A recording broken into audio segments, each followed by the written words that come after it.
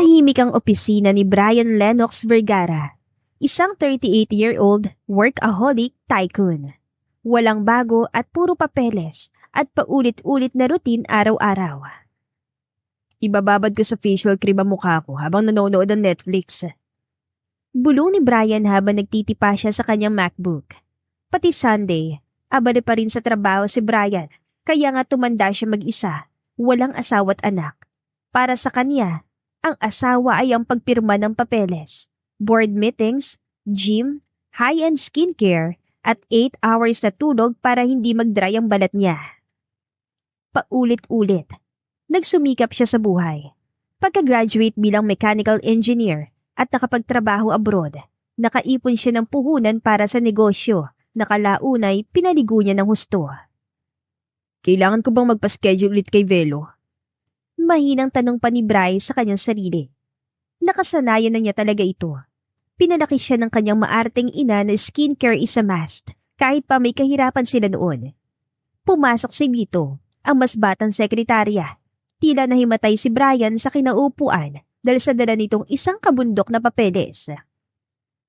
Sir Bry, ito na po yung mga kailangan pirmahan para sa mga bagong buyers. Ang dami nila ngayon, sobra. Saad dito at proud pa. Halos umungol si Brian sa inis at pagod. Lito, hindi ba pwedeng isa-isa lang? Inis niyan tanong. Ay, sorry po sir. Pero kasi sobrang successful ng sales this quarter. Sabi nga nila, kapag maraming papel, maraming pera, di ba? Bakit nagre-reklamo ka pa? Sa bagay, trillionaire ka na. Asar ni Lito sa kanya. Kapag maraming papel, maraming stress. Gusto ko na magretiro. Asar na wika ni Bry, sabay hawak niya sa sentido habang lumilingon sa salamin para i-check ang sarili. Doon niya napansin ang isang puting buhok na tila lumitaw out of nowhere. Nanlaki ang mga mata niya. Puting buhok ba to? Sobrang daming tanong niya. Ganito talaga siya kaya pinagkakamalan siyang binabae. Oo nga po sir, napansin ko na rin kanina pero hindi naman halata sa mukha mo since babyface ka naman. Sabi nito at humawak pa sa baba na tila nag-iisip. Akala ko highlights yan pero mukhang puting buhok naman pala.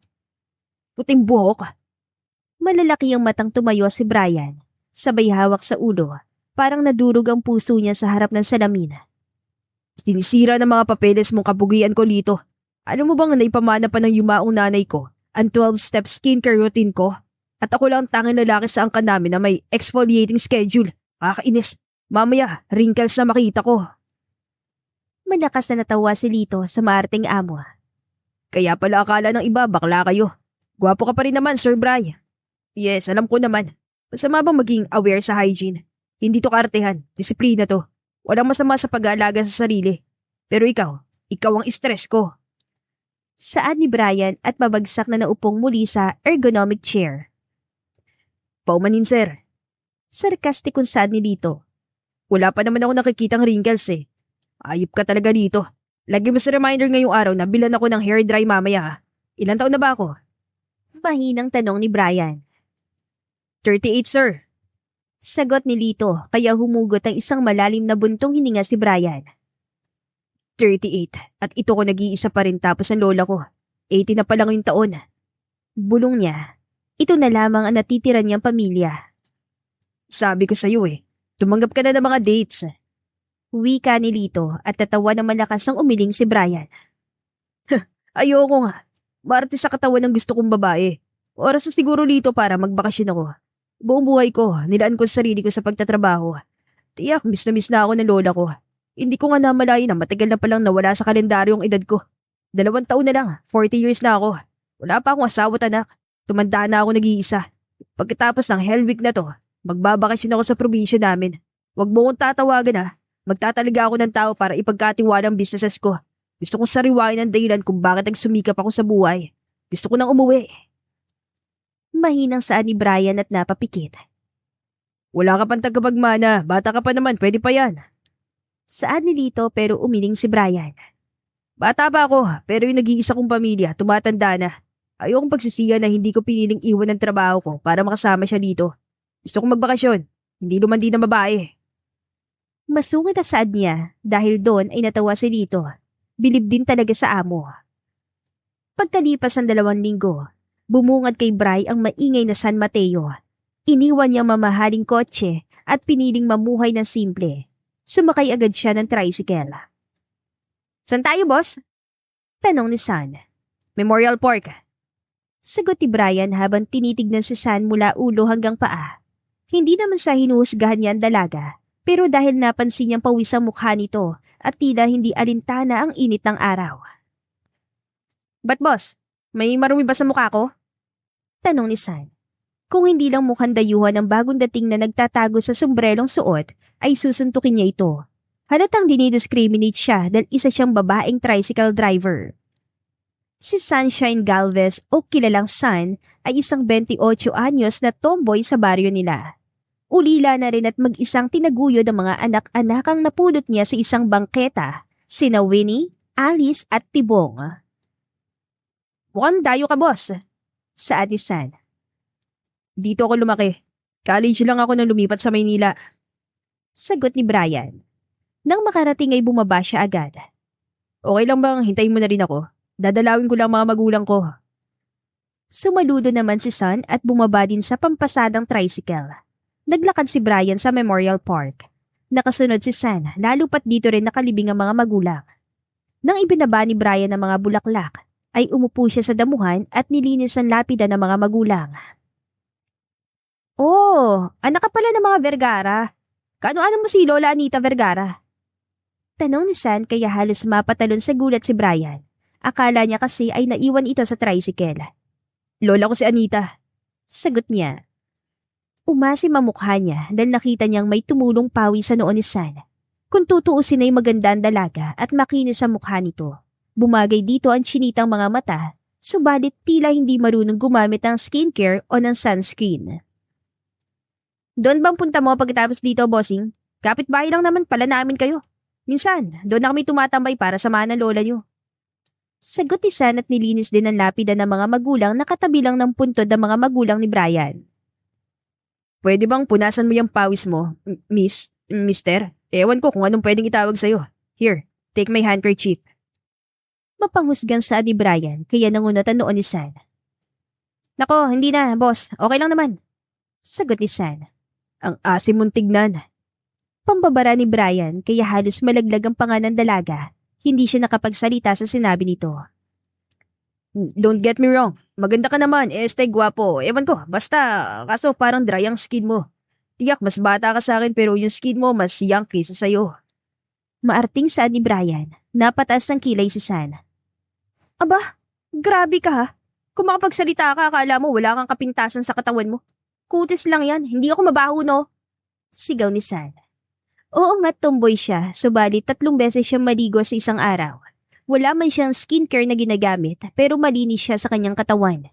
Mahilig sa pabango, body scrub at hindi makapapayag na bumaho. "Hindi ko naman sinabing mabaho ka. Mukhang maasim. Yun ang ibig ko sabihin. Parang tuyot ka na. Alam mo yung pasas? Ganon. Tignan mo yung skin mo. Naglo-lotion ka ba?" Tanong ni Brian. Napatayo na si San mula sa pagkakaupo sa harapan ng puntod ng mga magulang. Nasaktan sa sinabi ni Brian. Di wow! At least ako nagtatrabaho araw-araw. Ikaw, sino ka ba? May napatunayan ka na ba? Ikaw akala mo kung sino lumaki sa air-condition na bahay? Sigaw ni San habang dinuduro si Brian. "Bakit parang may galit ka sa may aircon? Ikaw nga mukha kang lumaki sa usok." Balik na sigaw ni Brian na nakatayo na rin. "Ano sabi mo?" Sigaw ni San at malakas na sinuntok si Brian sa mukha. Malalaki ang matang napahawak si Brian sa mukha niya dahil sumakit ang mata niya dahil sa pagkakasuntok ni San. "Aray ko! Yung kamay mo pinagawak mo sa lapid at tapos dinikit mo sa mukha ko. Hindi mo ba alam kung gaano kamalang skincare ko?" Naiinis na tanong ni Brian dahil muntik nang umikot ang mundo niya dahil sa pagkakasapak ni San. "Bakla ka yata eh." Anya. "Ikaw nga tomboy eh. Hindi ko naman pinuna. Tignan mo yung short wolf cut mong buhok. Parang may galit sa suklay." Asik pa ni Brian at tinuro ang buhok ni San. Agad tinabig ni San ang kamay ni Brian. Aba! Wala tong galit sa suklay. Natural waves to. Di tulad ng sayo mukhang pinalansya sa sobrang kapal ng gel. Ayaw magpatalo ni San sa lalaking sinabihan siya ng maasim. "Hindi to gel no. Natural shine yan. Palibasa hindi mo yun alam kasi hindi ka naman lalaki. Nakakaya naman sa jersey mo suot eh. Nakahawak pa rin si Brian sa mukha niya dahil sa pagkakasuntok ni San. Ay, natural ka dyan. Kung natural yan, sana pati ugali mo shiny din. Kaso, puro lait ang lumalabas sa bibig mo. Wala namang ginagawa ang jersey ko. Tuluyan na nagliyab sa galit si San. Ikaw naman ang unang minasama ang sinabi ko. Konting observation lang, parang gusto mo na akong patayin. Nakakunot na saad pa ni Brian. Tumalikod na si San samantalang sumunod naman agad si Brian. Nagtaka siya nang binababa nito ang mga gamit niya. Oy, bakit mo inaalis? Tanong ni Brian. Sumakay ka sa iba. Hiyang-hiya ako sa'yo. Bayaran mo pagkakahatid ko sa'yo dito. Asik na San. Napairap na lamang sa hangin si Brian at walang nagawa nang iwan siya ni San matapos niyang bayaran. Para sa kanya ay wala namang mali sa sinabi niya kanina dito. Napairap na lamang sa hangin si Brian at walang nagawa kundi ang sumakay sa ibang tricycle. Nakauwi agad si Brian sa simple nilang bahay kung saan siya talaga lumaki. Apo ko, Bri! Saad ng matanda kaya ngumiti si Brian at niyakap ang lola. Hindi ka nagsabi na uuwi ka pala dito eh di sana nilutuan kita ng paborito mong pansit. Surprise nga po. Dapat hindi na kayo naglakad na papunta dito. Nagbukas din pala kayo ng tindahan. Kaya niyo pa ba? Tanong ni Bri. Abay oo naman, kaya ko pa. Buti na nga lang at pumayag kang hindi na tumagal pa dito ang nurse ko. Hindi talaga ako komportable sa ibang tao na nandito pa. Bahay namin ng lolo mo. Bri, teka nga. Anong nangyari sa mata mo? Saad ni Lola Anita na mapansin na namamagana ito. May baliw lang dyan sa tabi-tabi la. Ayaw nyo na. Gwapo pa rin naman ang apo nyo. Ayos lang ang katapat nito. Sagot ni Bri para hindi na mag-alala ang lola. Napaisip si Bri kung bakit mas piniling tumira ng pamilya niya sa baryo kaysa sa malawak niyang lupa sa Baguio. Matapos ang maikling usapan nila ni Lola Anita, pumasok siya sa lumang bahay na puno ng alaala. Napansin niyang naroon ang mga litrato niya noong bata pa, pero wala noong binata na siya. Tinanggal niyo po mga pogi kong litrato? Tanong ni Bri. Ay, nasa kwarto ko kasama litrato ng lolo mo. Palagi kasi ako narito sa sala o kaya sa tindahan, kaya kapag nakikita ko ang mga litrato mo nung binata ka pa, nalulungkot ako. Sagot ng Lola Anita niya kaya nakaramdam din ng lungkot si Bri. Niyakap niyang muli ang kanyang lola. Sorry po kung ngayon ko lang naisipan na umuwi. Sorry po kung tsaka lang ako tumatawag para i-pressure pa po kayong umuwi sa Baguio, kahit nandito lahat ang alaala nila lolo. Mahinang saad ni Bri. Mahina na ang lola niya kaya nagsisisi siyang ngayon lamang nakadalaw. Ay sos, ayos lang yan apo. Nauunawaan ko naman ang trabaho mo. Yun nga lang, nakakalungkot na hindi ka man lang nagdala ng babae dito na ipapakilala mo sa akin. Akala ko nandito ka para sabihin sa akin na magpapakasal ka na. Biro nito, napakamot ng kanyang batok si Bri. Single pa rin ako, sagot ni Bri. Same. Saad ng matanda kaya pareho silang tumawa ng malakas. Natigilan lang si Bri na makarinig ng boses ng mga bata. Hala, may multo lola. Hinampas siya ni Lola Anita sa braso. Ay, sila Winnie lamang yan. Katulungan ko sa pananahit pagtitinda dito. Diyan lang sa katabi nating bahay nakatira. Ayos ba, Alice? Pantay na yan? Tanong ng isang batang babae habang inaayos ang laylayan ng tinatahi. Oo, Winnie. Sabi ni Lola Anita, pag pantay na yan, mas madaling ibenta. Sagot ng kapatid na kamukha nito. Shh! Huwag tayong maingay, baka magising si Tibong. Inaantok daw siya kasi sumama kay Nainay sa pagbebenta ng balut kagabi. Sabay turo ni Ali sa lalaking bata na nakahiga sa sahig. Yakap ang isang throw pillow. Kamukha din ng dalawang batang babae, mga nasa edad sa 8 taon. Napakunatan noon ni Brian. Triplets? Lumapit siya at napatingin sa mga gamit ng mga bata. Isang lumang sewing machine, ilang tela, sinulid, mga borda ng simpleng disenyo. Sa lola niya mga ito. Hello? Bati ni Brian dahilan para mapalingon ang dalawang batang babae. Uy, may tao! Napasigaw si Winnie. Biglang tumayo si Tibong at napaatras na makita ang bagong dating. Kuya, sino po kayo? Tanong ni Winnie, hawak-hawak ang gunting. Napangiti si Brian. Ako si Brian, apo ako ni Lola Anita. At mukhang kayo, ampun niya kayo? Mahinang hinampas ni Anita ang balikat ng apo. Anak-anakan niya ni Sunshine, yung kapitbahay natin.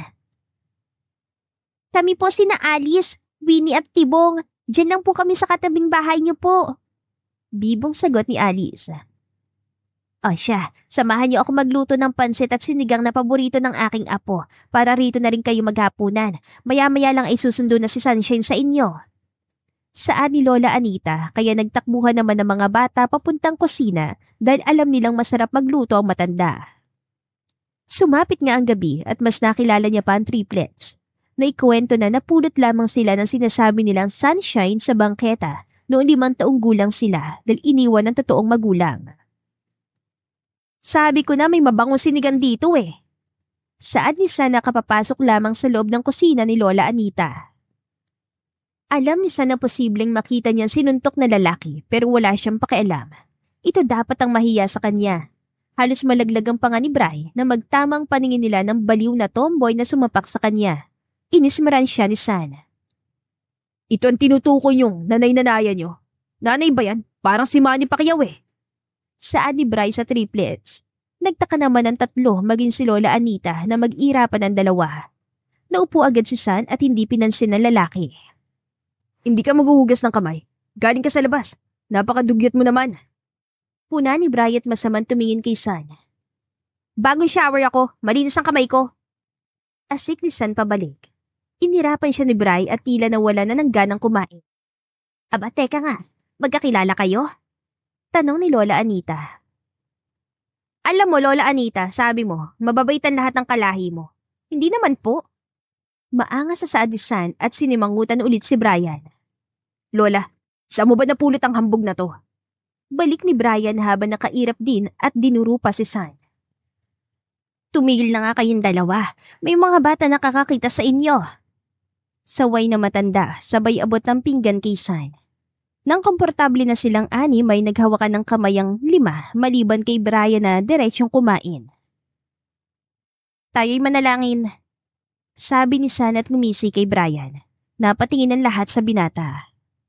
Iniluwa ni Brian ang pansit, napahiya at agad na hinawakan ng kamay ng lola niya. Nakalimutan niyang palaging kailangan magdasal bago kumain. Sanay na kasi siya mag-isa at nakakaligtaan ang magdasal. Pagkatapos ng panalangin ay nagparinig si San habang itinataas ang paa sa upuan dahil mas komportable siyang ganun kumain at isa pa, hindi naman ibang tao si Lola Anita. Ano ba yan? Puro ka lang kagwapuhan, pero dasal, wala, hindi mo alam.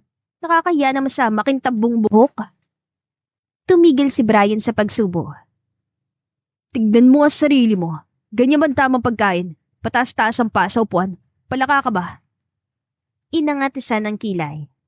Ay, sorry ah. Mas komportable kasi. Ikaw nga tong hindi marunong maghintay ng dasal eh. Eh gutom na ako eh. Masama bang magkamali? Masama yung bastos sa hapag. Galita sa Adi Bray. Bastos agad? Eh ikaw tong masama ugali. Balik ni San. Lola, yung apo mo? Siya nagsimula. Lola, siya po una nagsalita. Balik naman ni Bray. Hindi na nakatiis ang matanda. Piningot niya magkabilang tenga ng dalawa. Aray, Lola! Sabay na reklamo ng dalawa. Ang tatanda niyo na po pero parang kayong mga bata nag-aaway. Sabat ni Tibong na kumakain na. At saka, Nay, bisita si Sir Bray. Bakit ba kayo galit na galit sa isa't isa? Magkakilala ba kayo? Tanong ni Alice. Siguro po, mag-ex kayo no? Tukso ni Winnie kaya malalaki ang matang natigilan si San at Brian. Yak! Sabay na sa nilang dalawa.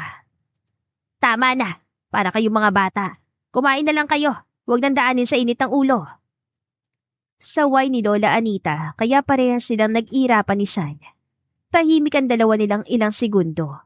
Pero nagbabatuhan pa rin sila na masamang tingin sa isa't isa at nagbabanggaan ng mga paa sa ilalim ng mesa. Ilang araw matapos ang bangayan ni na San at Bray ay gumawa na ng paraan si Lola Anita upang mapag-ayos ang dalawa dahil para sa kanya ay apo na niya si San. Bray, ikaw na lang bumili ng mga paubos ng paninda sa palengke ha. Medyo masakit na ang tuhod ko ngayon. Utos si Lola Anita habang pinupunasan ng mga lamesa. Ha? Ako na naman po. Ang init-init po mamaya na lang. Reklamo ni Brian pero agad ding tumayo. Sige na, nandiyan naman si San. Sasamahan ka na lang niya. Si San ang palagi ko nauutusan at ikaw naman ang nandito. Samahan mo na siya. Hindi ka naman iitim kasi dinaig mo pang vampira sa puti ng sunblock mo, apo. Nakangiting saad ni Lola Anita, sabay kindat kay San na pasimpleng nag-aayos ng sukli sa tricycle. Napairap si Brian. Kailangan pa talaga yun. Magsasabong lang kami ng tomboy na yan eh. Lang namang lakarin mo yan. Baka mamaya magsungot ka na naman dahil pagpapawisan ka. Napaka-arte mo naman bakla ka. Pang-aasar ni San. Fine. Iritadong sagot ni Brian, sabay sakay. Kaya ka siguro walang jowa eh, hindi ka marunong makisama. Asar na banat ni San. Excuse me, baka ikaw yun. Lahat ng tao inaaway mo. Isa kang warning sign na may paa. Balik ni Brian. Ngunit sa kabila ng asaran, hindi niya mapigilang mapansin kung gaano ka-relax ni San. Walang kaarte-arte sa katawan, kabaligtaran sa tipo niyang mga babae. Sumama si San sa grocery store dahil nga marami silang bibilhin. Matapos noon, akala ni San ay uuwi na sila agad, pero nagpahatid si Brian sa Watson. Hintay na lang kita dito. Nakakunutan noong sad ni San. Pumasok agad si Brian sa loob at napailing na lang siya nang mapansin niya si Brian na mabusising binabasa ang mga product na pinagkukuha nito. Napaka-arte. Mahinang sad niya. Nang makalabas si Brian ay may 4 itong paper bag na bitbit at napakunutan noon niya na may iabot sa kanyang isa. Ano to? Masungit na tanong ni San. Skincare. Para naman maranasan ng balat mo, ma-moisturize. Saad dito, kaya inambaan ng suntok ni San si Brian, pero agad itong pumasok sa loob ng tricycle, kaya napailing na lamang siya. Buisit ka talaga. Saad ni San. You're welcome, tomboy na maasim. Asar ni Bri. Isang linggo pa ang lumipas at kailanman, hindi talaga pwedeng pagsamahin ng apoy at gasolina. Palagi nagsasabong sina Bri at San na pati ang triplets ay hindi na sila masaway sa pag-aaway.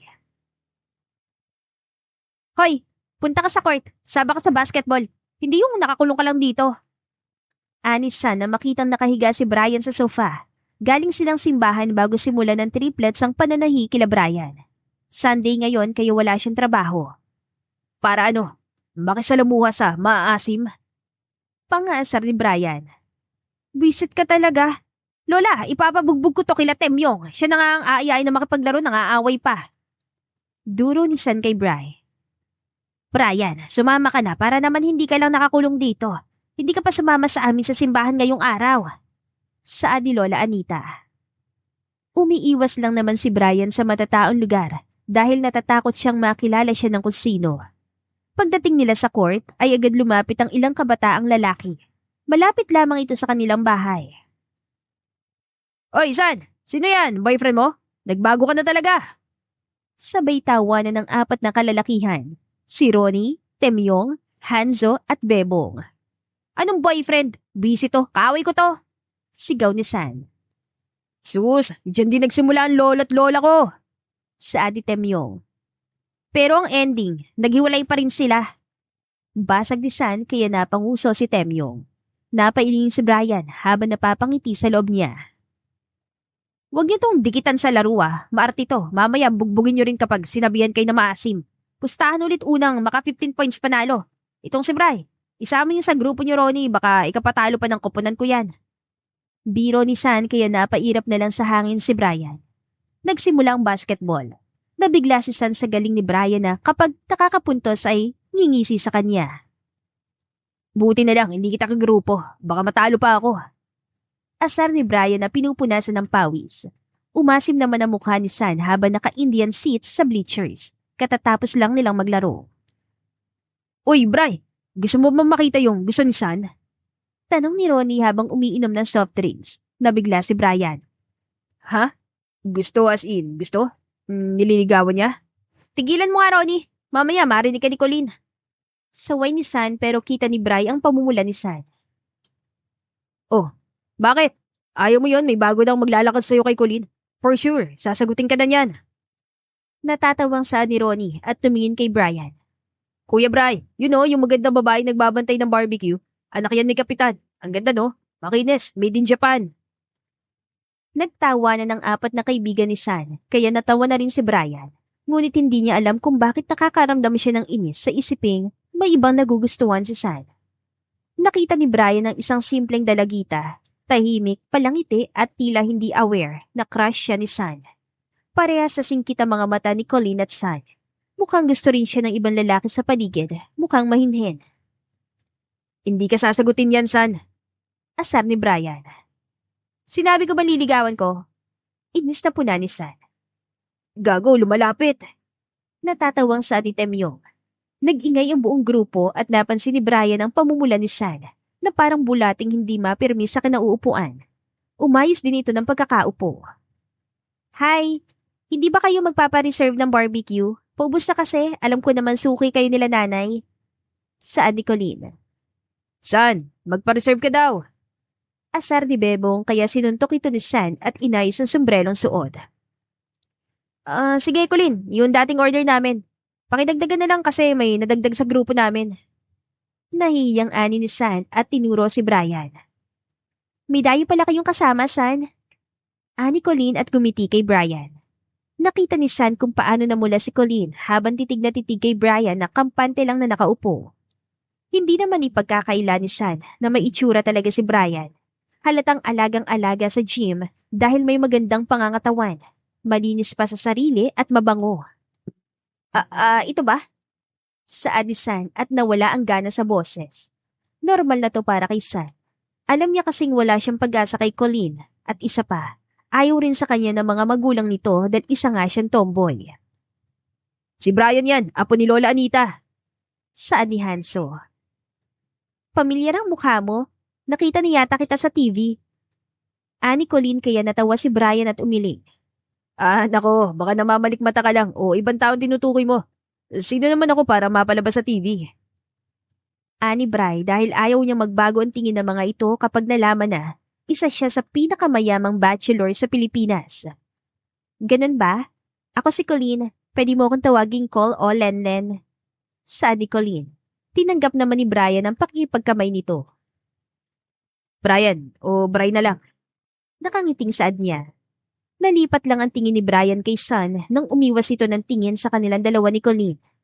Nang naglalakad na sila pauwi, ay tahimik si San siyang pinagtataka ni Bri. Oy, ang tahimik mo naman. Natatawang saad ni Brian. Hindi niya mawari sa sarili subalit naninibago siya kay San. Tila mas nais pa niyang asarin siya ni San kaysa manahimik ito.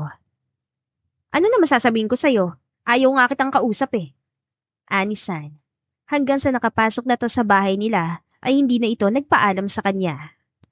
Anong problema nun? Tanong ni Brian pero nagkibit balikat na lamang siya at umuwi na. Kinagabihan, si Brian ang nagbantay sa tindahan ng kanyang lola. Tao po! Saad ang pamilyar na boses. Oy, Colleen, ikaw pala. Ano yun? Tanong ni Brian. Pabili nga ng 10 kilo ng bigas. Saad ni Colleen kaya agad kumuha ng 10 supot ng tigi-1 kilong bigas ni Brian. Kaya mo bang buhatin? Tanong niya pang nang mailagay yon sa eco bag. Bakit? Bubuhatin mo ba para sa akin? Nakangiting tanong ni Colleen. Magsasalita pa lang sana si Brian nang mapansin niya si San. Lola Anita, paload nga! Hindi natuloy ni San ang sasabihin na mapansing si Brian na nagbabantay ng tindahan. Ano Sim? Tanong ni Brian pero nakay Colleen ang atensyon ni San. Smart. Dismayadong saad ni San.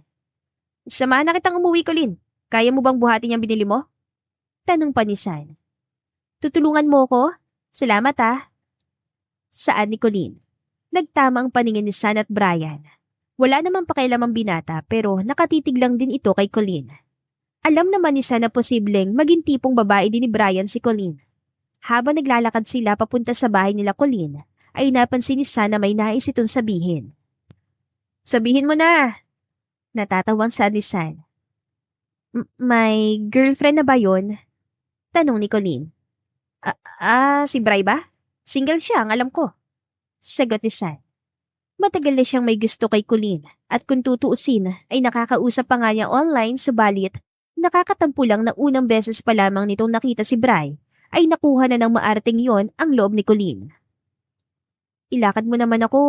Sige na San, 29 na ako. Oras na rin siguro para magkaroon ako ng nobyo. At gusto ko si Brian. Mukha kasing magkakasundo kaming dalawa. Saad ni Colleen at nakita niyang kinang sa magaganda nitong mga mata. Hindi siya nakasagot at nagulat na lamang nang yakapin ni Colleen ang braso niya dahilan ng pagbilis ng pintig ng puso ni San. Sige na San, pagbigyan mo na ako. Halata namang close kayo nun eh. Pamimilit ni Colleen. Susubukan ko. Malungkot na sagot ni San. Thank you San, ikaw talaga ang tulay. Sigaw nito kaya dahan-dahan naman tumango si San. Isang linggo ang nakaraan, tahimik si San. Napansin ni Brian ang pagiging tahimik ni San. Palagi niya tong inaasar pero hindi na ito lumalaban sa kanya at ayaw ni Brian ng ganoon si San. Oy, ang tahimik mo. Saad ni Brian. Katatapos silang magbasketball at nasa pwesto sila ni Colleen na kanina pang pasulyap-sulyap kay Brian. Hi Brian! Biglang sumulpot sa tabi niya si Colleen. Kaya nagulat siya lalo nang tumayo si San at hinila na nito sina Temyong, Ronnie, Bebong at Hanso papalayo. Oy, saan kayo pupunta? Tanong ni Brian. Maglalaro, diyan ka na lang at manood. Sigaw ni San pero ang totoo ay umalis siya para magsama sina Colleen at Brian. Nagsimula ulit maglaro sila Temyong pero hindi makafocus si San dahil nalilipat ang tingin niya kay Brian at Colleen. Napaupo na lamang siya nang tumama sa mukha niya ang bola. Ay, sorry boss! Sigaw ni Ronnie. Nahilo si San at napahawak na lamang siya sa ilong niya dahil nga naramdaman niyang may tumulong dugo doon. Tatayo na sana si San nang may panyong tumakip sa ilong niya at inalalayan siyang tumayo. What the hell are you doing, son? Nakakunutan noong tanong ni Brian. Nakakunutan noon ito pero kita ni San na nag-aalala ang binata. Sorry boss, ba't kasi wala ka sa sarili mo? Tanong ni Ronnie. San, ayos ka lang? Maarting tanong ni Colleen pero nakahawak naman ito sa braso ni Brian. Muling bumilis ang pintig ng puso ni San na magtama ang paningin nila ni Brian. Napahamak pa siya dahil sa selos na nararamdaman. Oo, ayos lang ako. Sagot niya. No, you're not. Noong nakaraan pa lumilipad yung isip mo ah. Sabat ni Brian at nataranta si San nang buhatin siya ni Brian. Bridal style. Hoy Bri, ibaba mo nga ako! Malalaki ang matang saway ni San. Huwag kang malikot, ihulog kita sa kanal makita mo. Banta ni Brian. Dahil sa kahihiyan, ibinoon na lang ni San ang mukha sa matigas na dibdib ni Brian. Ano ba yan? Ang angas-angas ang suot ko tapos magpapabuhat ako sa lalaki. Nakakawala naman yan ng angas eh. Namumulang sad ni San. Napaka-arte mo. Ano ba talaga nangyayari sa'yo? Pambabara ni Brian sa kanya. Sa kabilang dako, habang nagkakape sa teres si Lola Anita, napangiti ito habang pinagmamasdan ng dalawa. Papalapit at buhat ng apo si San. Sana sila ang magkatuluyan. Mahinang saad ang matanda.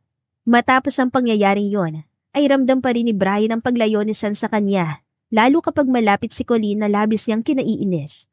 Nakakaramdam na rin ng kung ano si Brian kapag palaging pinipili ni San sina Bebong kaysa sa kanya. Hindi niya gusto kapag hinahawakan nila Bebong si San na labis niyang ipinagtataka. Isang hapon habang naglalaro ng chess si San at Temyong ay nanonood lang si Ronnie. Tignan mo yung dalawang yan, sila na ba? Tanong ni Ronnie. Nalipat ang tingin ni San kay Brian at Colleen na nag-uusap sa kalayuan. Hindi sumagot si San at napanguso lang. Ano boss, inagawang ka ba niyan si Kuya Brian? Abangan na ba natin sa kanto? Tanong ni Temyong. Kaibigan niyo rin si Brian. Mahinang sagot ni San, pero alam niyang nilalamon na ng selos at tampo ang puso niya. Hindi, ikaw ang kaibigan namin. Naging kaibigan lang naman namin yan kasi kaibigan mo. Pero kung itatabla ka niya, ay talagang bugbog ang abot yan sa amin, San. Tignan mo nga sinusulot niyang bebot mo. Reklamong saad ni Bebong, kaya madiin na napapikit si San. Gusto siya ni Colleen, hindi niya inagaw. Hindi naman niya kasalanan na may gusto sa kanyang babaeng nagugustuhan ko. Isa pa, mas bagay silang dalawa. Sagot ni San. Natigilan ng mga kaibigan ni San. Okay ka lang? Tanong ni Temyong kaya napangiti naman si San. Straight kasi yung si Colleen kaya alam ko naman na wala akong pag-asa. Hayaan niyo na lang silang maging masaya. Malungkot na sagot ni San.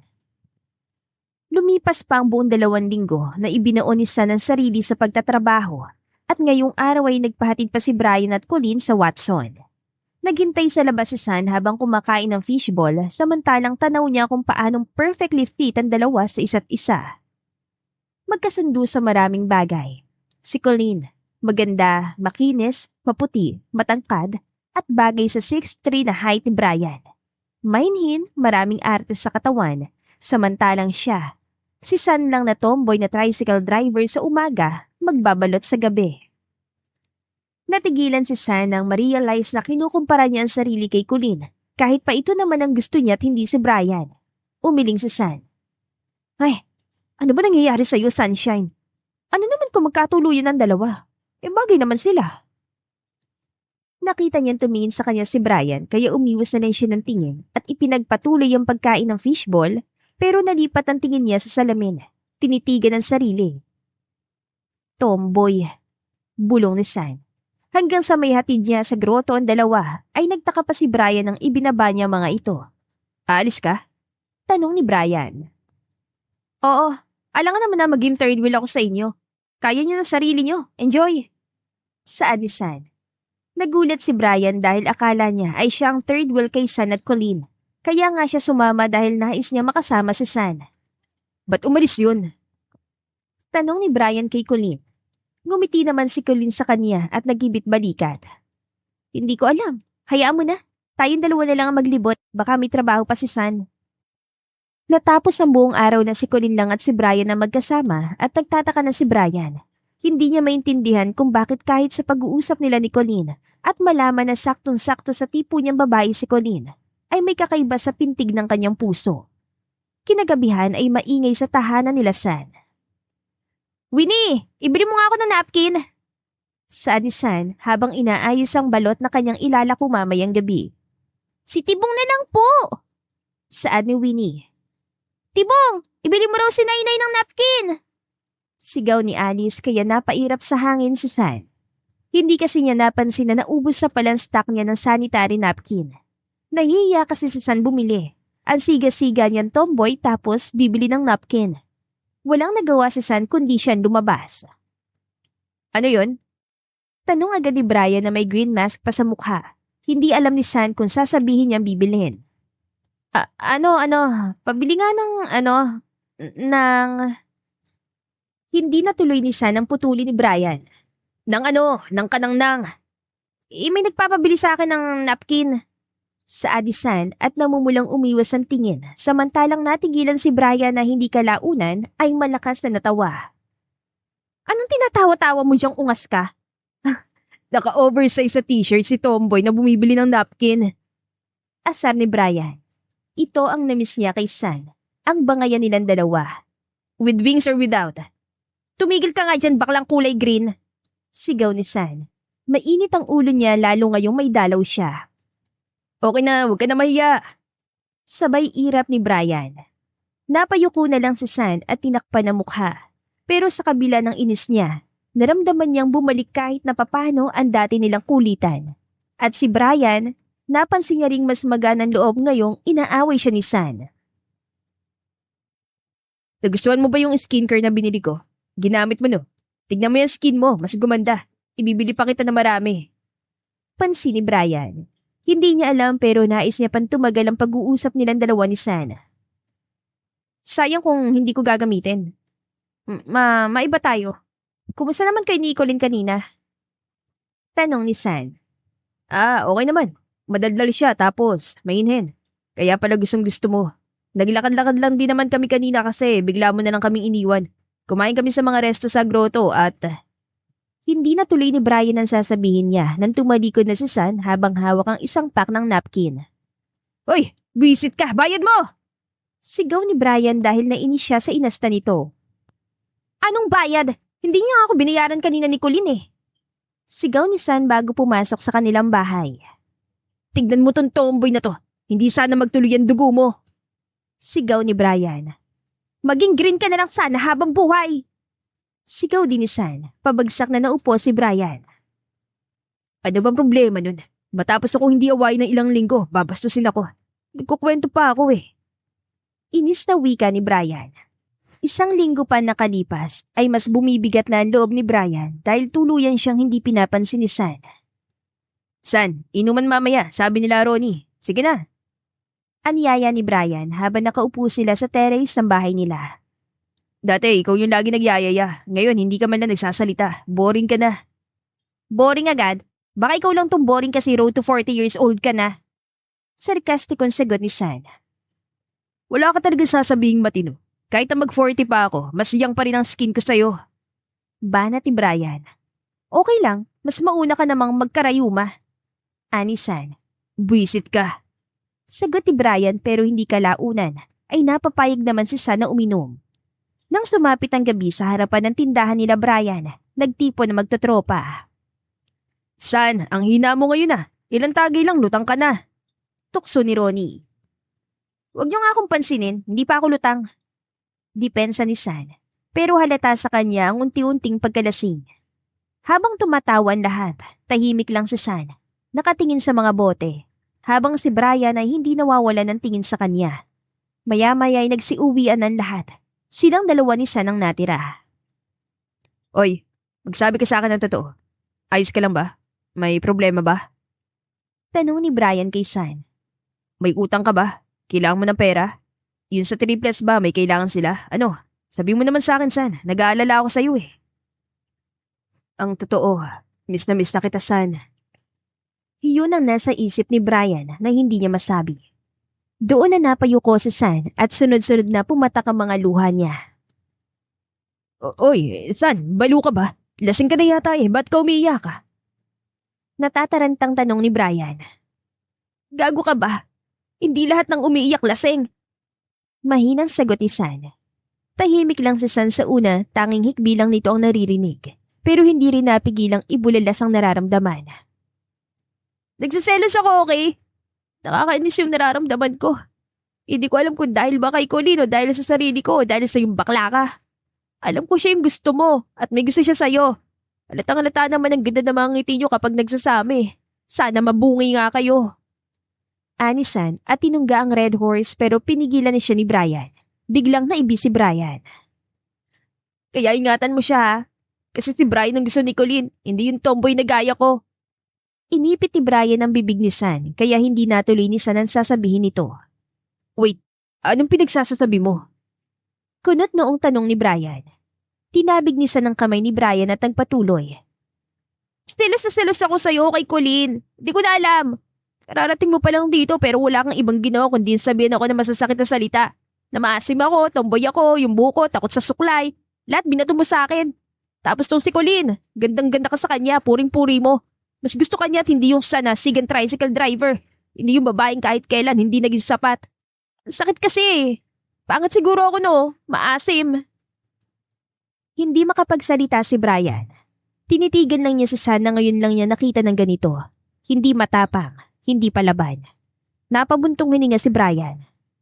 Ay, yan ba dahilan kung bakit iniiwasan mo kami ni Colleen? Kung bakit hinahayaan mo magsama kaming dalawa? San, biro ko lang naman ang pang-aasar sa'yo. Hindi ko naman maasim Hindi ko intensyon na saktan ang damdamin mo. Natawa si San at tumitig sa mga bituin. Tanggap ko naman ang panghusga sa akin. Hindi ako maganda. Hindi ako mamahali ng totoo ng kapwa ko babae kasi tiyak na lalaki ang gusto nila lalo na si Colleen. Tanggap ko na hindi rin ako ang tipo mo kasi tomboy ako. Tanggap ko naman talaga yun. Matagal na kaya nga ako makaidok at hindi masyadong pinapansin ang panghusga sa akin dahil alam kong may 3 batang kailanman hindi ako iiwan Kahit paano, nanay pa rin naman ako. Kontento na nga ako dun Pero bakit ang sakit kapag nakikita ko kayong dalawa ni Colleen?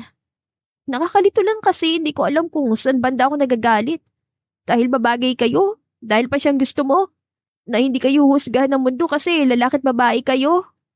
Sa dami na sinabi mo, isang bagay lang ang gustong sabihin. Mahinang sadi Brian. Sapat ka, Sunshine. Lagi kang sapat. Hindi ko gusto si Colleen. Kasi mas gusto ki. Umiling si Brian at madiin na napapikit. May gusto kong ibang babae na hanggang ngayon ay nalilito pa rin. Napatingin si San sa kanya at kahit namumugto pa ang mga mata niya, hindi maiwasang mapangiti dahil kahit papano narinig niya yon. Ngayon lang. At sa unang pagkakataon mula pa sa kaaway niya. Halos lumuwa ang mga mata ni San nang hawakan siya ni Brian sa pisngi at gahibla na lang ang layo nila sa isa't isa. Napapikit siya nang papalapit ito, lalo pero hindi kalaunan ay nagsalita ito. San, may wrinkles ka. Anito kaya napamulat ng mga mata si San. Tumawa si Brian na malakas. Joke lang. Kung di ka lang tomboy, iisipin kong ako ang gusto mo kaya ka nalilito. Iya ka, sagot naman ni San. Pero ang pintig ng mga puso nilang dalawa ay iba na. Kapag ba straight ako, mahuhulog ka sa akin? Tanong bigla ni San kaya pareha silang natigilan ni Brian. Never mind. Paano kung kahit natibo ka pa? Nahulog na ako sa'yo. Balik na tanong ni Brian. Pareho ng tinamaan ng alak ang katawan. Hindi nagtagal ay naglapat ang mga labi niya pero agad siyang tinulak ni San. Pagkatapos ng gabing yon, may pader na namamagitan pa rin sa kanilang dalawa. Hindi niya alam sa nararamdaman niya. Ganito yata kapag matagal niyang isinantabi ang magkagusto sa iba at ibinuon ang sarili sa pagtatrabaho. Ito siya ngayon. 38 years old pero nalilito sa nararamdaman. Dinaig pa siya na mas bata. Dati, ang tingin niya kay San ay simpleng tomboy lang. Tomboy na palaban, kaaway, mabilis uminit ang ulo. Laging may banat sa kanya. Pero ngayon, napapansin ni Brian na mga hindi niya dati pinapansin. Hoy, San! Sigaw ni Brian at hahabulin sana si San nang hawakan niya sa braso ni Colleen. Bri, gusto mo bang manood tayo ng sine? Tanong nito. Iniiwasan din ni Brian si Colleen lalo pat ayaw niyang masamay nito ni San. Nako, hindi ako pwede, Colleen. Kasama ko ang triplet si San. Magtatahi kami ng mga order na basahan kay Lola. Sagot ni Brian. Pwede ba akong sumama? Turuan mo ko. Masayang sa ni Colleen at hindi naman nakahindi si Bri. Kinagabihan ay sumundo si San sa triplets at bumigat muli ang loob niya nang makita si Colleen, Brian at ang triplets na nagtatahi. Hanggang ngayon, nararamdaman niya ang labi ni Brian sa labi niya. Mga makukulit, umuwi na tayo. Saad ni San kaya nalipat ang tingin ng lima sa kanya. Oh, San, ikaw pala. Saad ni Lola Anita nakalalabas lang sa kusina. Dito na kayo kumain ng mga bata. Alam kong pagod ka galing sa pamamasada, tara na sa pagkainan. Hindi na nakatanggi pa si San, lalo pat si Lola Anita na nagaya. Pito silang tahimik na kumakain. Napansin ni Lola Anita na merong kakaiba kay San at Brian. Pareho na nagsusulyapan pero hindi nagsasalita. Colleen, ikaw ba ay nobya na ni Brian? Tanong ni Lola Anita na ubos si Brian. Yumuko na lang si San at kunwari ay nasa pagkain ng atensyon. Hindi pa po, Lola Anita. Pero may gusto po ako sa kanya. Sagot ni Colleen. Nakita ni Lola Anita kung paano mataranta ang apo na tila nais magpaliwanag kay San na tahimik lang. Gusto ka naman daw pala, Brian. Baka oras na rin para magkaroon ka ng nobya. Saad ni Lola Anita pero umiling si Brian. May nagugustuhan po akong ibang babae. Hindi po si Colleen yun. Bala ko na pong umamin, Lola. Sagot niya dahilan kung bakit natigilan si San. Maging si Colleen ay nabigla din. Samantalang nagbubulungan ng triplets at naghuhulaan na kung sino nagugustuhan ng kanilang Kuya Brian. Abay, sino naman yon? Taga rito lang ba sa baryo? Tanong ni Lola Anita. Doon niya nakita ang apo na muling tumitig kay San, kaya sumilay ang ngiti sa labi ng matanda. Napansin yon ni Colleen, kaya nagtama ang paningin nila ni San. Natapos ang gabing yon na hindi mapakali si San at Brian. Hindi na maintindihan ang mga nararamdaman nila. Delikado na ba ako? Mahinang tanong ni Brian. Samantalang sa kabilang dako ay hindi rin makatulog si San. Tomboy ako. Sigurado kung hindi naman ako sa lalaki mahuhulog, di ba? Tanong ni San sa kanyang sarili. Makalipas ang ilang araw ay kinukulit na siya ni Lito na bumalik ng Maynila dahil may award nga ang car company ni Brian. Pero hindi niya alam, ngunit pakiramdam niya ay nakauwi na ang puso niya sa San Mateo. Naglalakad sila matapos samahan si San na maglako at i-deliver ang mga natahing basahan ng triplets sa palengke. Uy, San! Tawag ni Brian habang naglalakad sila pa uwi. Pansinin mo na ako, hindi ko naman gusto si Colleen kaya hindi ko siya agawin sa'yo. Pasensya ka na kung hinalikan kita. Ang ganda mo kapag hindi ka mukhang galit. Kumunat ang noon ni San. Ganda mo pag hindi ko natanoo mo. At tigilan mo na nga ang pag-iwas sa akin. Magbati na tayo. Sabay ngisi ni Brian at tinalikuran na siya para unahan sa paglalakad. Napangangasisan. Anong trip nun? Ako? Maganda? At makipagbati sa kanya? Ungas. Kung di mo ko hinalikan, di hindi parang abnormal ang pintig ng puso ko dahil sa'yo. Mahinang bulong niya sa sarili. Kinabukasan, maagang nagising si San. Tumingin sa salamin habang nagsusuklay. Ay, maganda raw ako, sabi ni Brian. Napabuntong hininga siya. Pagkababa niya, nagulat ang triplets na makita siya. Uy, Nainay! May date ka? Tanong ni Alice. Ba't namumula yan labi mo? First time mo mag-lipstick. OMG! Malapit ng katapusan ng mundo! Si Nainay naka-lipstick at nag-shirt at sando! Sigaw ni Winnie kaya namula sa San. What's happening? Tumakbo si Tibong na galing kusina at nanlaki ang mga mata ni San nang batuhin siya ng asin at bawang ni Tibong. Kung sino ka man nasa loob ng Nainay namin, umalis ka! Demonyo! Mga sira ulo kayo talaga! Sigaw ni San at nais na lang magpakain sa lupa. Baliw! Pang-aswang ang bawang at asin! Tumatawang sad ni Winnie. Mga makukulit, may dala akong Hindi natuloy ni Brian ang sasabihin na makita niya si San. Natigilan siya at halos hindi makahinga sa bilis ng pintig ng kanyang puso. Nagpapaganda ka ba sa akin? Tanong ni Brian. Ano? Hindi Sagot ni San. Pero totoo ngang may pagbabago. May kaunting pulbo siyang inilagay sa mukha. May kulay ang labi niya. OMG! Babae ka na po! Sigaw ni Winnie. Tumigil na nga kayo! Sigaw ni San at tumakbo sa kanyang kwarto. Natawa naman si Brian. Simula nang sabihin ni Brian na maganda siya, ay napapadalas na ang pagtitig niya sa salamin. Hindi para husgan ang sarili, kundi para makilala kung sino nga ba siya ngayon.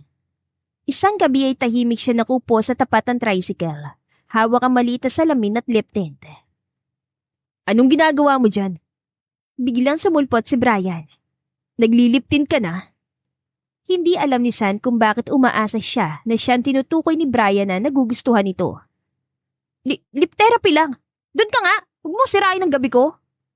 Pagtataboy ni San kay Brian habang pilit na itinatago ang lip tint. Sus, nagpapaganda ka lang sa akin eh. Sabay tawa ni Brian. Napailing si San. Pero umiti din dahil ramdam niyang may nabubuong kung anuman sa kanila ni Brian. San? Mahinang sabi ni Brian. Ano na naman yon? Kunwari galit na tanong ni San. Free ka ba sa weekends? Labas tayo, ganda. Saad ni Brian, natigilan si San. Kahit gustong magtatalo ni Sunshine dahil sa tuwa, dahil tinawag siyang ganda ni Brian, ay hindi niya magawa. Ha? Bakit hindi si Colleen ang ayain mo? Mahinang tanong ni San. Bakit ko naman yayayain ng babaeng hindi ko gusto? Ano, sa weekends Saad ni Brian, bago naglakad papasok sa kanilang bahay. Napayuko si San pero hindi nawala ang ngiti sa labi niya at natigilan lang siya nang mapansin si Colleen na nakatitig sa kanya. Lumipas ang ilang araw matapos ang alok ni Brian na lumabas sila ni Sunshine. Tahimik lang si San sa mga susunod na araw. Ngunit pansin ng lahat na mas madalas siya nakangiti. Madalas, nakatitig lang siya sa salamin habang sinusuklay ang buhok. Wala pa ring inaamin, pero lahat ay nakakahalata na. Nay, may date ka no? Tanong ni Tibong kaya natigilan si San. Ha? Paano yun naman nasabi? Kinakabahan na tanong ni San. Kasi halos baliktarin mo na yung damitan mo tapos nakailang sukat ka na rin ng mga damit. Wala ka pong pambabaing damit, panay pantalo ng pang-ibaba nyo. Umamin nga po kayo, ginayuman niyo ba si Kuya Brian? Tanong ni Winnie kaya halos malaglag ang panganisan. Ano? Hindi no? Namumulang tanggi niya pero natawa si Alice. Sus! Halata po kayong dalawa masyado ni Kuya Brian. Halos gabi-gabi na lang tayong nakikikain sa kanila tapos nagsusulyapan pa kayong dalawa.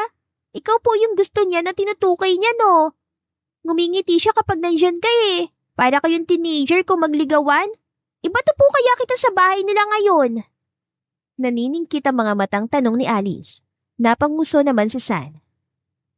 Ewan ko. Sus, gugunaw talaga ang mundo. Saad ni Tibong at tinuro ang isang kulay pink na polo shirt. Yan po ang suot niyo sa date niyo. Okay. Namumulang saad ni San. Isang Sabado ng hapon, habang naglalakad si San pauwi mula sa terminal, nakita niya nakasandal sa poste si Brian, may hawak na iced coffee. Uy, bati nito. Tara, alis tayo. Sabi ko weekend, di ba? Napatingin si San sa sarili niyang itsura. Hindi ako nakapagayos. Sagot ni San pero natawa si Brian. Hindi ka pa nakapagayos sa lagay na yan. Hiyang-hiyang hairpin ni Winnie sa'yo. Saad ni Brian kaya inambaan siya ng suntok ni San na mula sa San. Aarte lang ako ngayon kasi may libre galing sa'yo. Sus. Asar ni Brian. Tahimik silang kumakain sa tabi ng kalsada. Dinala siya ni San sa bentahan ng mga street food sa bayan. Si Brian ay tuwan-tuwa sa bawat reaksyon ni San mula sa pagkain ng siomay ng walang kaarte-arte. Mas gusto niya ng ganitong kasimpleng dates. Tingin mo ba, nagbabago ako? Tanong bigla ni San. Hindi. Sagot ni Brian. Napakunutan noon ni San. Mas lalo ka lang nagiging totoo sa sarili mo, San. Ganyan ka pa rin. Si San na galit sa mundo. Pero may pusong mas malambot kesa sa marshmallow. Si San na marunong nang magayos. Ngayon, pinapakita mo lang ang panibagong version ng sarili mo. Katulad ng panibagong ako na nagkagusto sa'yo. Sambit ni Brian. Mas lalong natuwa kay San. Nagpalinga-linga siya, saka ibinaba ang boses. So, hindi ka naiilang sa akin? I mean, tomboy ako. Hindi babae na kagaya ng mga gusto mo dati. Tignan mo nga tayong dalawa, hindi mo kan ditong ginagawa natin. Dati yon, San. Noon, ang gusto ko yung babae na maayos, mainhin at maganda. Pero ngayon, nagugustuhan ko yung tomboy. Sagot ni Brian kaya inambaan siya ng suntok ni San. Pero seryoso, San. Gusto kita. Hindi bilang tomboy. Gusto kita kung sino ka ngayon. Kung paano mo ko asarin. Kung paano mo inaalagaan yung triplets. Kung paano mo tinuturing na pamilya si Lola Anita. At kahit hindi mo pa ako mahal, ayos lang. Kasi ang mahalaga sa akin ngayon. Naririnig mo ko at malinaw sa'yo na hindi ko agawin si Colleen. Binigyan mo ko ng isang pamilyang wala ako noon. Napayuko si San at tahimik lang hanggang sa bumulong siya. Narinig kita, Brian. At baka unti-unti na rin akong nahuhulog sa'yo. Ikaw ako palang gusto mo, yung pasas na sinabi mo. Nakita niya si Brian na umiwas ang tingin habang ninunguya ang siomay pero halatang kinikilig. Tayo na? Tanong bigla ni Brian. Hindi mo ba ako liligawan? Sa ating dalawa, masalatang babae ako. Nakakainis ka talaga, napakabasag trip mo. Asik ni San pero may ngiti sa mga labi niya. So, tayo na nga. Tanong ni Brian at tumingin sa vendor. Kuya, sabi mo nga rito na pumayag na maging nobya ko.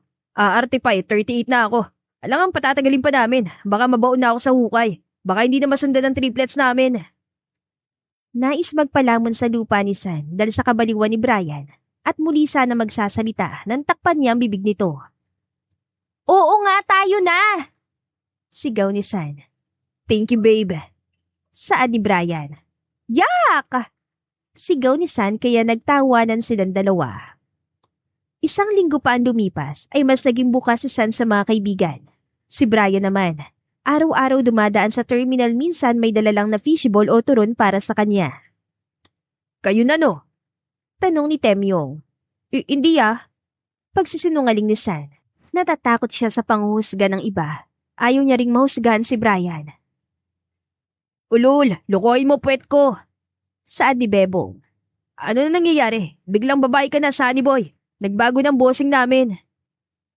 San, tanggapin mo na. Mahal mo na yun, kayo na eh. Nakita ko kayo minsan sa harapan ng tindahan ni Lola Anita. Nag-kiss kayo eh. Nakita ko talaga. Asar ni Hanso. Tomboy ako, siya lalaki. Ewan, basta hindi ko alam kung saan patungo to. Pero ngayon, masaya ako. Sagot ni San kaya parang mga bulating kinikilig ang mga kaibigan. Namuwawa na kayo, sus. Tanong ni Ronnie kaya namula sa San. Tantanan niyo ako Sagot ni San. Sus, kaya kulay regla na yan labi mo eh. Nagpapaganda ka. May makikita ba kaming buntis na tomboy? Tumatawang sa ni Temyong. Diyan na nga kayo, mga baliw! Sigaw ni San pero natatawa siya. Kinabukasan ay nakatambay si San at Brian sa duyan malapit sa tindahan ni Lola Anita. Magkakabay na silang nakaupo. At habang tanaw sila ni Lola Anita mula sa terrace, muling ngumiti ang matanda. Tama ako. May relasyon na nga ang dalawang yon. Anya, hanggang sa dumilim ay magkasama silang dalawa ni San. Ayaw mo ba akong ikis? Bulong ni Brian. Natawa si San dahil para itong batang humihiling. Brian, 38 years old ka na.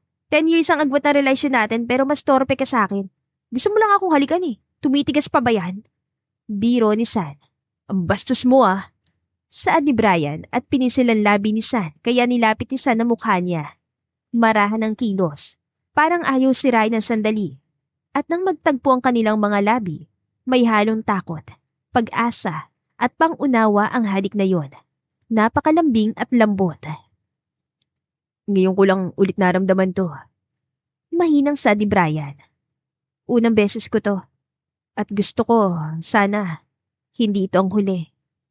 Nakangiting saad ni San. Isa pa nga kung totoong gusto mo talaga akong halikan. Nangingiting hirit ni Brian. Natawa si San at hinuwakan sa pisngi si Brian at maganitong hinalikan. Gumalaw ang kanilang bibig, puno ng suyat pagmamahal para sa isa't isa. Isang hapon, si San ay nag-aayos ng paninda. Naging kalmado ang relasyon nila ni Brian na kasalukuyang sinamahan ng triplets magpa-enroll. Pwede ba tayong mag-usap? Tanong ni Colleen. Napalingon si San. Tahimik lang. Tumango siya tinuro ang upuang nasa gilid ng tindahan. Hindi ako nandito para makipag-away. Gusto ko lang sanang hilingin na, sana, ipaubaya mo na lang si Brian sa akin. Saad dito, kaya natigilan si San. Nanginginig ang daliri pero pilit niyang ipinapakita ang tapang sa mukha. Hindi ko siya pag-aari pero hindi ko rin siya ibinibigay sa kahit na sino, Colleen. Oo kami na, pero hindi ako magpapadikta sa kung sino dahil ang sinasabi mo na hindi kami bagay ni Brian. Desisyon namin yon kung tatapusin namin ang relasyon namin at hindi desisyon ng kung sinong hindi matanggap na hindi siyang piniling mahalin na lalaking nasa akin na ngayon. Mahinang sagot ni San. Alam kong gusto ka niya at nakakagulat yun kasi. Ano bang meron sa'yo? Pero San, tignan mo naman, hindi kayo bagay. Ako may pinag-aralan, may maayos na pamilya, may kinabukasan. Ikaw, nasa terminal ka, nagbebenta ng balot. Namamasada para may ibuhay sa mga anak-anakan mo. Samantalang ang lalaking yun, isang Vergara at may malaking buhay na naghihintay sa Manila. Saad ni Colleen, nakilala na si Brian. Napatingin si San sa sahig. Tila may tinakpan sa puso niya. Kahit paano sabihin mo, Colleen, hindi kami maghihiwalay kasi yun ang nais mo.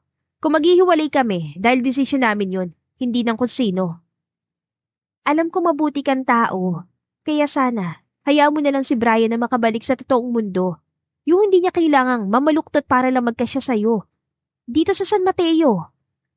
Mahinang sa ni Colleen at may magazine na ibinaba sa maliit na mesa. Tumayo si Colleen. Bago siya umalis, ngumiti siya. Yung ngiting alam niyang siyang mas tama para kay Brian. Naiwan si San. Tahimik, nakatulala. Binasa ang magazine kung saan nakita niya ang litrato ni Brian.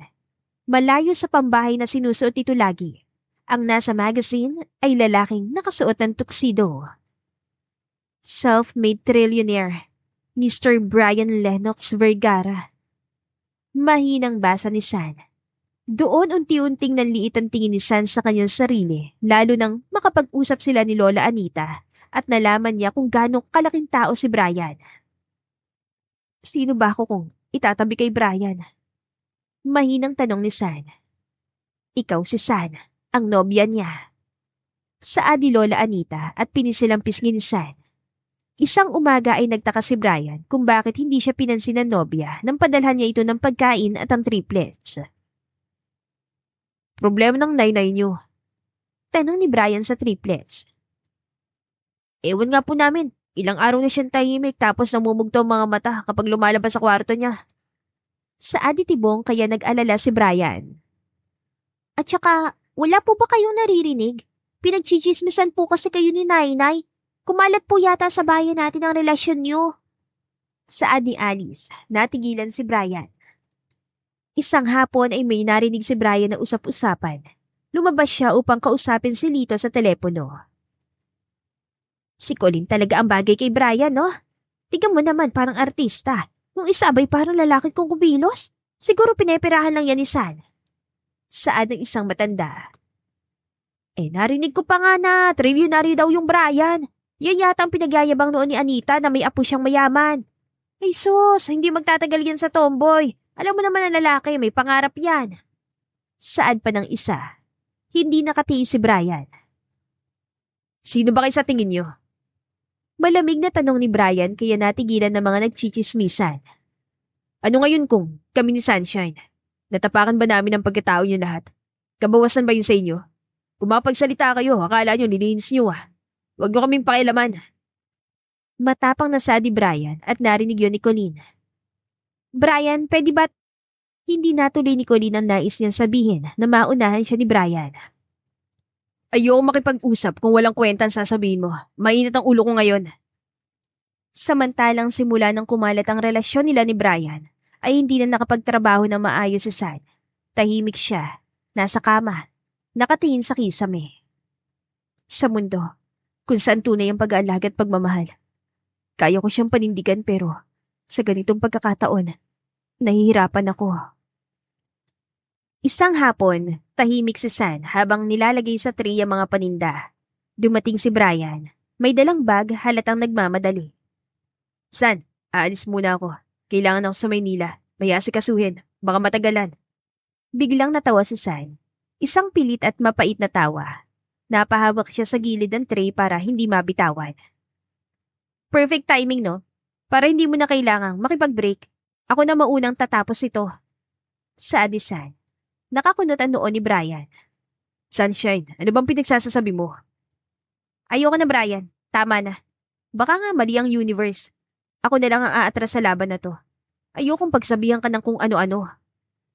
Naiiyak na sabi ni San. Napaatras si Brian, parang may humampa sa dibdib niya. Anong ibig mo sabihin? Akala ko ba? Hindi niya natapos ang nais sabihin na maunahan siya ni San. Akala ko rin.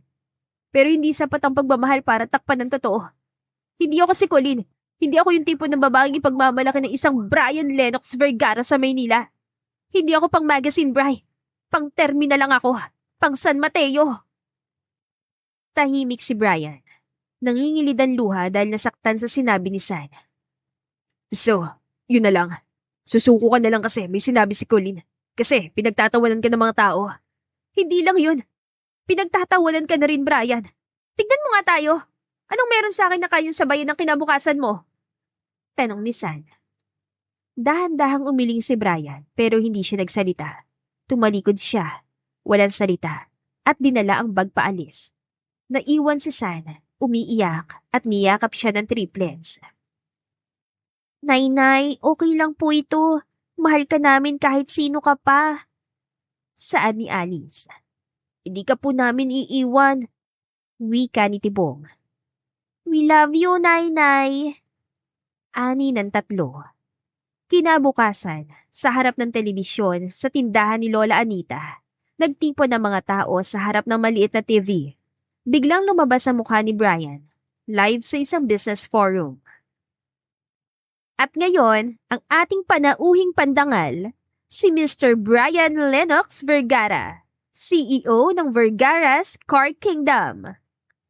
Tumayo si Brian, nakasuit, maayos, kaganang-galang, humawak sa mikropono.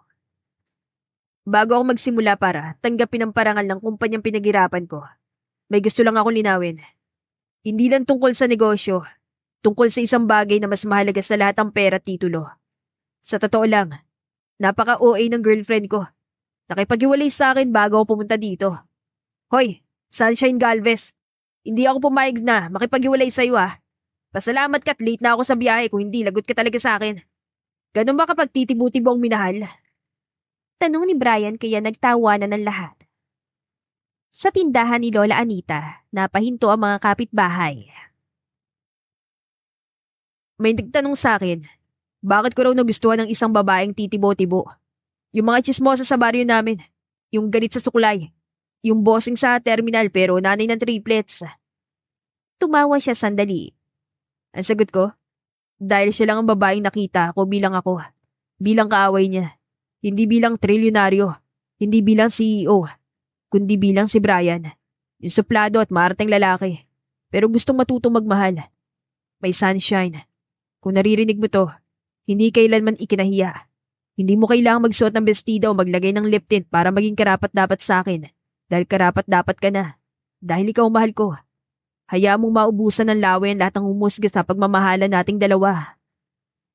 Nagulat ang mga tao. May mga napatingin kay San. Ang ibang kapitbahay na nambaba at napayuko. Si Colleen napanood din. Tuluyang binura ang ngiti sa kanyang mukha. Sa mga nagsasabing hindi bagay ang tomboy at lalaki, baka kasi masyado ko yung abala sa kasarian, pero nakalimutan yung tignan ng puso. At saka kung tomboy si San at hindi kami pwede, magbabakla na lang ako. Baka doon, bumagay na ako sa kanya.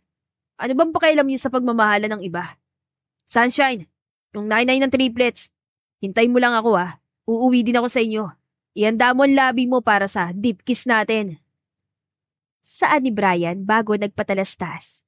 Marahang umiyak si San. Humawak sa kanyang dibdib at binaba ang tingin. Pag-uwi ni Brian, sinalubong siya ng mahigpit na yakap ni San at ang triplets. Ngumiti si Brian at nagbiro. Akala ko ba break na? Sa harap ni Lola Anita, ng triplets at ilang kapitbahay, lumuhod siya. Dala ang isang engranding singsing. Plano ni Brian na magpatayo ng bahay dito. Sunshine, pakasalan mo ko. Hindi dahil kailangan, kundi dahil mahal kita. Hayaan mo silang mamatay ng inggit sa'yo kasi gwapo ako. Tumango si San, natatawa habang umiiyak dahil sa kahanginan ni Brian. Ayoko mag-gown na. Natawa sila pareho at hinalikan siya ni Brian at sabay silang humarap sa mga taong minsang humusga sa kanila. Ano nga bang pakialam nila kung parehas tayong nakatuksido sa kasal natin kung dito naman tayo masaya? Tanong ni Brian at sumigaw. Magpapakasal na kami! Tunay na pag-ibig ang mahalaga, hindi ang opinyon ng iba. Iyon ang tumatak kay Brian at Sunshine at nais nila yung ipamana sa susunod na henerasyon ng maarteng Vergara. At dito na po nagtatapos ang ating kwentong pag-ibig. Maraming salamat po sa pakikinig. To God be the highest glory. Hanggang sa muli. Paalam!